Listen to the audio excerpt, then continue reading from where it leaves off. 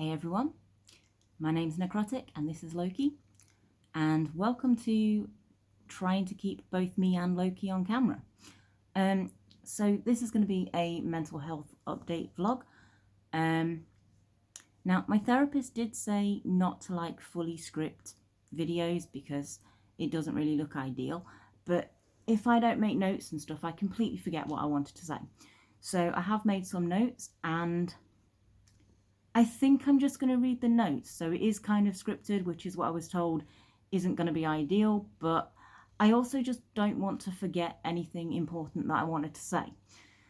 So yeah, let's read the notes, and if I need to add anything else to them as I'm reading them, then yeah, I'll add some other stuff. So the first thing I should say is that the reason that I've got so many notes is because I'm just not great at remembering everything I want to say and then saying it in a way that I think makes sense. I have social anxiety, so this is one of the things I struggle with, and making videos about it might actually help it. I don't know. Anyway, let's read the notes. Yeah, so I've been in therapy for most of my adult life, and things are getting better, but they're at the same time they're not getting better maybe as fast as I want them to. So in the past 10 years worth of therapy, I'm still not really at a point where I'm actually comfortably doing my job every day without any kind of mental health struggles that actually affect my ability to do my job. So I mean, that's not ideal. I also think if I'm actually making a series of videos like this where I do actually talk about my mental health, then I'm adding to the conversation of other people talking about their mental health and letting people know it is okay to be struggling and to want to talk about your mental health, and it's okay to ask for help. It's okay to reach out to people and offer help if you think people need that. So yeah, maybe this will help somebody else as well as potentially helping me. I don't know. My therapy's mostly been through the NHS. It is great to have the NHS as an option if you can't afford private therapy, but in my experience there are a few little problems with therapy through the NHS. So the main issue that I've got noted down as being a problem is the waiting list times. Yay, thanks Loki. Okay, I guess Loki's gone for a bit, so maybe we do this and I'll be more on camera. Maybe he'll come back, I don't know. I'm not actually going to move and sit up. I'm already here now, so if he comes back then we'll get to see him again. Yeah, so the waiting list times and actually the session structure as well is not ideal if you've got more than one issue to work on. Now the waiting list times are not ideal in the first place because even if you're at high priority, there's often quite a long waiting list. It can be 3 to 6 months before you might get therapy sessions through the NHS, and obviously that's better than nothing. I'm certainly not saying there's a bad thing there, because it is an option and you don't have to pay for it. So it's great to have that option, but obviously 3 to 6 months is quite a long wait. Now the structure of the sessions tends to go that you'll get between 6 and 12 sessions and then you'll get a break, and in the 6 to 12 sessions you'll be working on one issue at a time. So if, like me, you've got multiple issues that you want to be working on, this structure of quite a long waiting list and then a block of sessions and then a long waiting list and then a block of sessions isn't really ideal. So 6 to 12 sessions is long enough to learn any CBT, which for anyone who doesn't know is cognitive behavioural therapy. It's long enough to learn those techniques for the issue that you're working on, and then you basically go away and continue using those techniques and keep making improvements as you're working on this by yourself. And that's brilliant, not saying it isn't. That is wonderful. However, if you've got multiple issues to be working on, or if you're working on a particularly difficult issue, you could actually need, say, multiple blocks of sessions to work on one particular issue. So that could mean, like, let's just say that a particularly difficult issue needs you to have 2 blocks of sessions. If you've got that worst case scenario of about a 6-month waiting list through the NHS, it's going to be in an entire year, you're only going to have looked at one issue that you've got, which again, not ideal if you've got multiple issues that you're working on. So just looking at my notes and making sure I haven't missed anything out, because I always miss things out. So yeah, if you've got like 4 different issues that you need to work on, and you're doing that all through the NHS, even if you assume that you're not going to need multiple blocks of sessions for any of the issues, which I don't know how likely that is. I mean, I've got a few issues that I've been in regular therapy for the same thing. Like, I've got a couple of really bad phobia issues, and I've had regular blocks of therapy for that, let's say over the past 10 or 15 years. And I still have to occasionally have more therapy for the same phobias, basically. And that kind of feels a little bit of a waste when that downtime that I'm working on the CBT techniques that we've learnt for those phobias, there's still that like 3 to 6 month wait before I can then do anything on any of my other issues, and that feels a bit of a waste to me, because if you, like I say, if you've got like 4 issues, it would take you let's say like 2 years to have even started the therapy for all 4 issues if you're going through the NHS. And in private therapy, that downtime doesn't really happen, because if you've got multiple issues, you can learn the CBT techniques for issue 1, and then where with the NHS therapy you'd have a break, in private therapy you can just be like going off and working on the CBT for issue 1 while the therapist is going through CBT techniques for issue 2, so you don't have a break in your therapy sessions. And you know, that's pretty cool, because you don't have that downtime. You don't feel like there's any time being wasted there.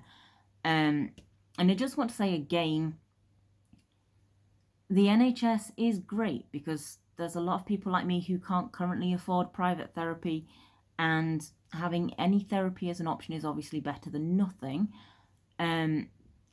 I just think it would be nice if we had a way to work on multiple issues at once with the NHS therapy.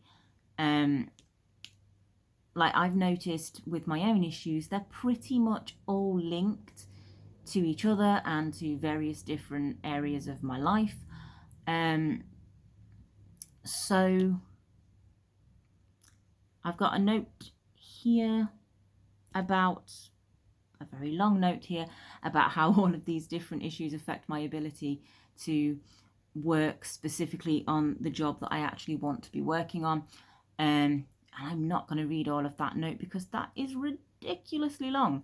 So I'm going to just summarize that by saying that in the last 10 years of NHS therapy, I'm still not at a point where I'm comfortably working on the job that I want to be doing, like every day or every work day, whatever we're going to call like the work days. I don't think I'd work 7 days a week. I mean, I might, because the job I really want to do is like vlogging and YouTube and maybe a bit of Twitch and things like that. And obviously, if it's a fun kind of thing like that, where I can go and do things that I actually enjoy and vlog them as part of my job, then yeah, sure.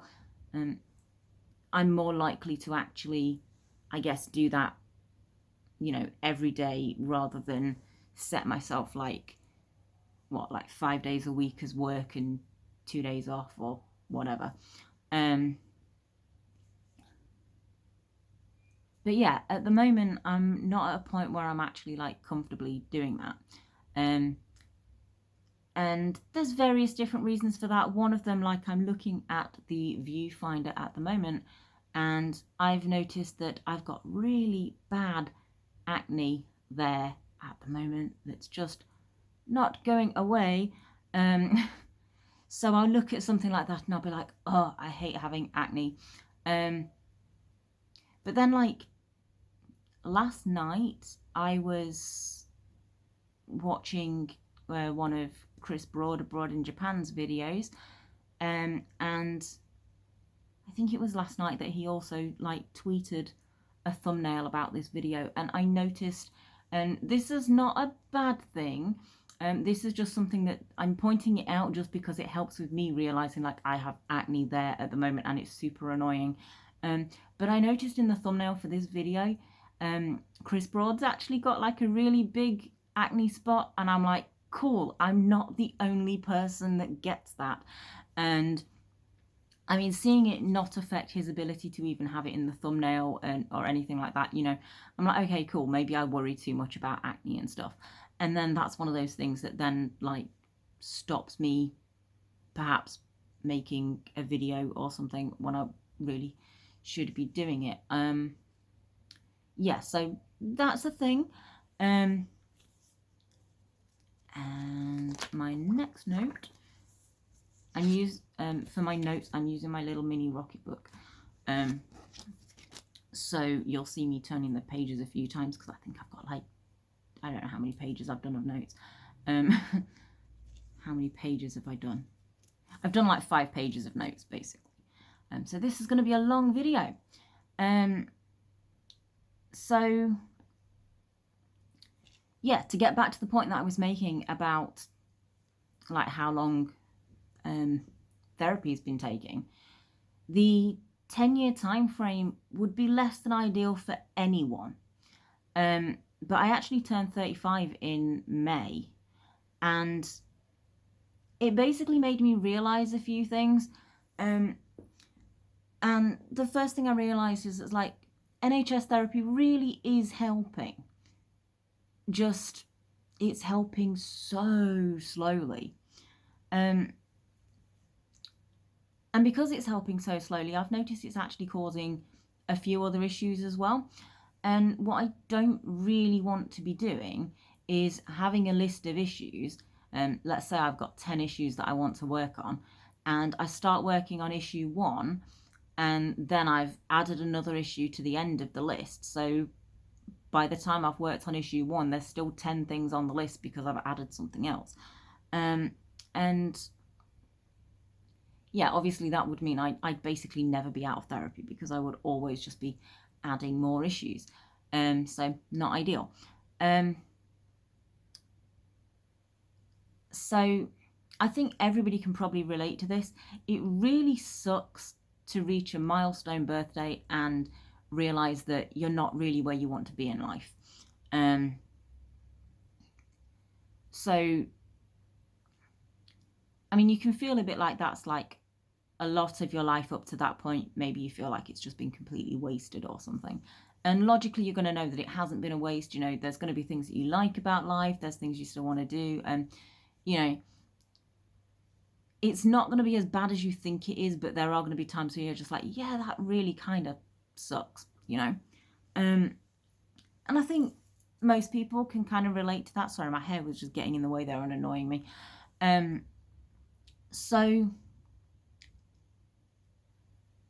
yeah, I'm just trying to find ways to not have that feeling. Like I don't want to get to another milestone birthday, which in my case is going to be like 40, and realize that I'm still in therapy and, you know, things haven't really got to where I want them to be. So any little steps that I can take to kind of avoid that being the case, I'm planning to take those little steps. And one of those things has been this decision to kind of start a mental health vlog, mental health series of vlogs, I suppose, because this isn't going to be the only one. So obviously because I want to work on like YouTube as ideally my main, if not only job. I've not really decided on that yet. Something that a few of the therapists I've worked with have said about work is kind of a priority. So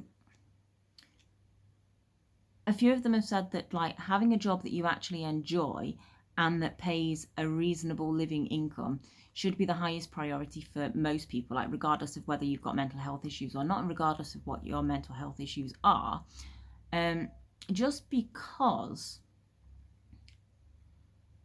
if you look at the things that improve your mental health, a lot of them do have a cost. And it's not necessarily a super expensive cost, but if you look at like minimum wage, or if you look at like benefits or something, and the amount of money that people get if they are on minimum wage or if they're on benefits, and you look at the things that actually can improve mental health, you can realize how much of a struggle it is for lower incomes to actually be able to support those things that improve your mental health.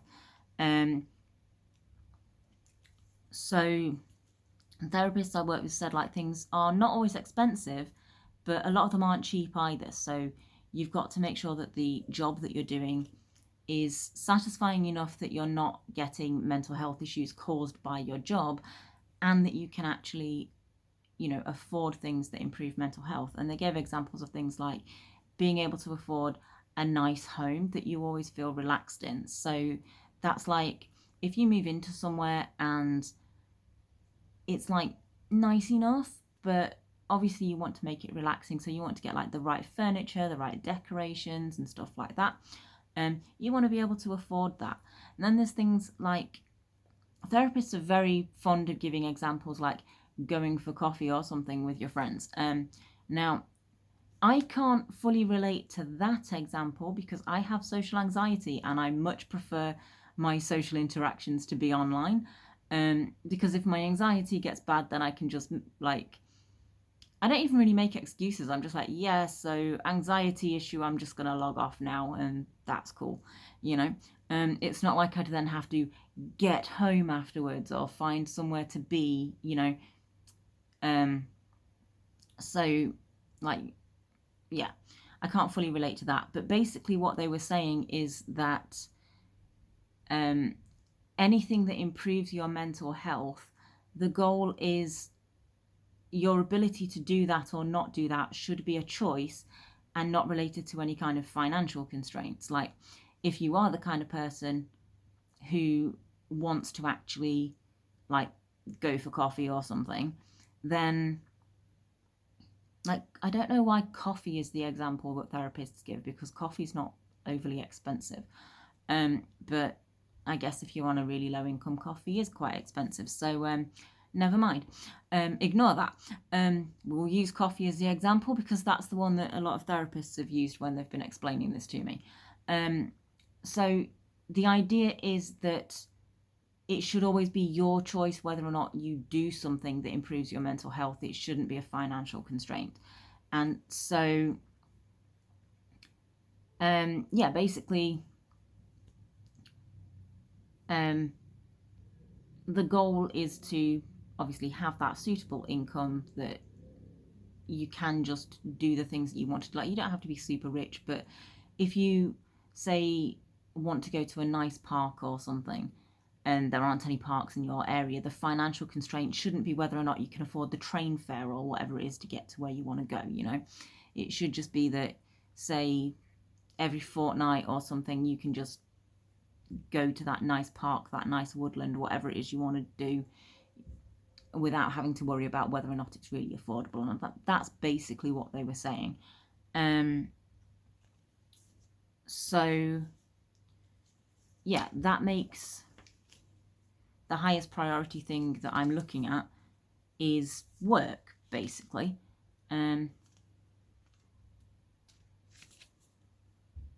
I totally numbered my notes wrong and I've missed a couple of numbers out, so I was just looking at my notepad completely confused there. So yeah, in this video I'm not going to go into all of the issues that I can like relate to like work or other areas of life or anything like that. I'm not going to just list off all of my mental health issues. I'm not even going to list off like all of my goals for my channels or anything like that. The point of this video is really just to talk about where I am mentally and a tiny bit about what I'm planning for my channels. So I've made this image thinking that it'd be a summary of basically my channel goals and where I am mentally. Just because I wanted something that I could post to like Twitter and some social media stuff like that. And you can't do, well, you can kind of do videos on Twitter, but rather than just like posting my link to this YouTube video or something like that, I thought I'd just make a little image. And then I looked at it and I realized that actually it's not really going to be a summary because it just says everything that I was going to say in the video anyway. So if anybody's listening to this instead of watching it, I'm just going to read what it says on that image. So it says, my therapist said that while I'm working on social anxiety, phobias, and body dysmorphia, I need to stop setting content goals and deadlines.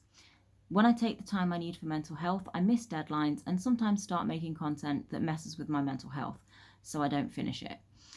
Both of which makes my mental health worse. So I'll be uploading content when mental health allows and trying not to feel bad if I have to take a break or discover that a project I started isn't for me. I'll do mental health update vlogs when I'm comfortable talking about each issue. Thanks for understanding. And yeah, that's basically it.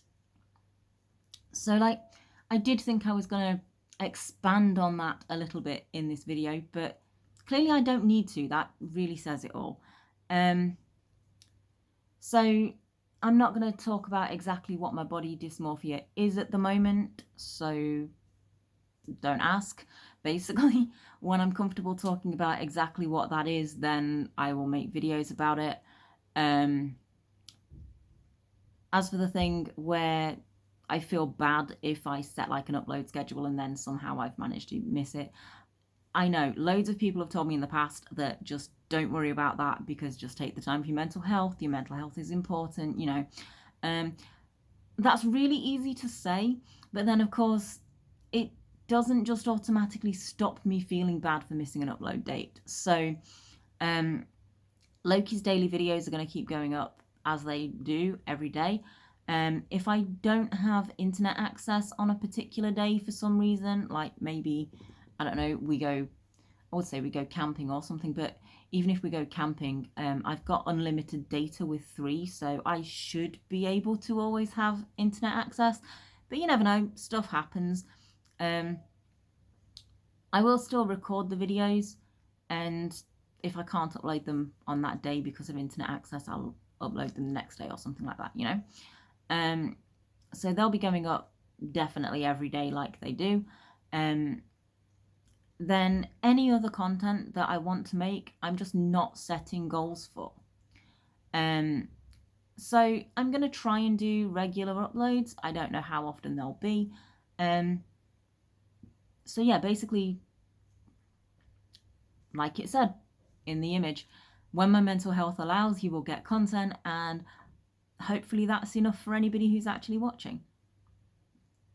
So yeah, that's going to be it for this video, everyone. So thank you very much for watching. I'm sorry Loki didn't come back. I really thought he might have done because I've been talking for ages now. I've been talking for like nearly 25 minutes. So yeah, yeah, that's going to be it for this video. So thank you very much for watching, and we will see you again next time.